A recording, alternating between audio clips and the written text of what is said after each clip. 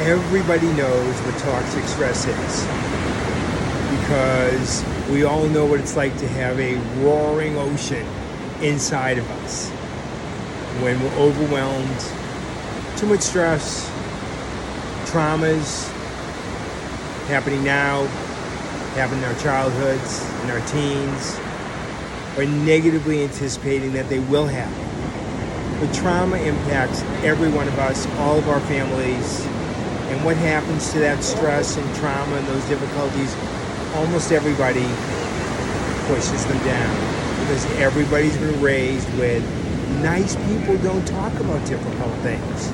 So in our families, we learn to internalize, repress. That's what toxic stress is. It's toxic when you turn it inward, you repress it, you don't allow yourself to feel it. Maybe you put it in your stomach, that's very common. Maybe you put it in your head, headaches, very common. Maybe you try and just stuff it down to your feet so it goes into your knees or your hips or your back. But we all have our areas to not deal with trauma and stress and difficulties, and that's what toxic stress is. So whether it's from your trauma, your parents' trauma, your grandparents' trauma happening right now, a crisis, stress, the number one approach, because nice people don't talk about difficult things, close off, repress, push it down, internalize it.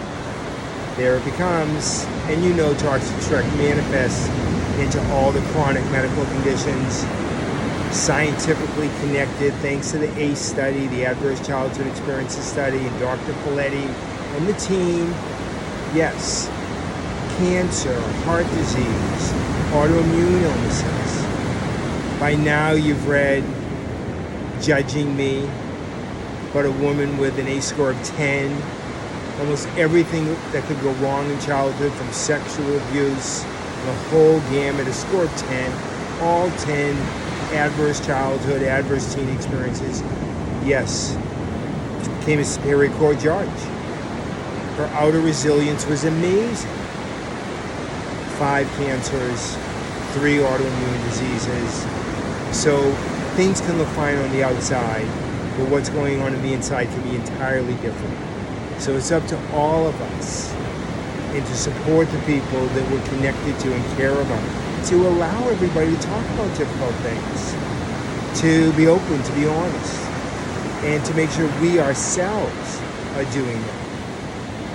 Whether your stress and trauma sounds like the roar of the ocean, so you need to journal it out, you need to connect with a healer, support person, and do the wonderful deep inner work that you are capable of. Because the default position of the human is to be healthy and happy. And yet when we internalize and repress and push things down, the opposite happens. You know, anxiety is the number one problem that people report to their doctors. 4 out of 5 medical visits, anxiety. You know how common depression is, and we all get like this. So instead of pushing it down, like trying to hold the ocean back, go with the flow, let it come out.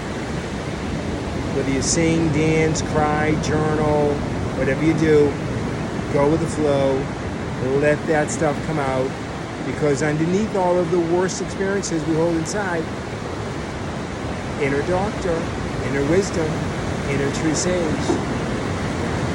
And it doesn't happen like that. It's progressive. If you decide right now, or you've been deciding for a while, it can take days, weeks, months, even years. But if you start feeling better right away, you never feel worse before you feel better when you're taking great care of yourself. So yes, you can trust yourself. Yes, you deserve it. And there's plenty of resources.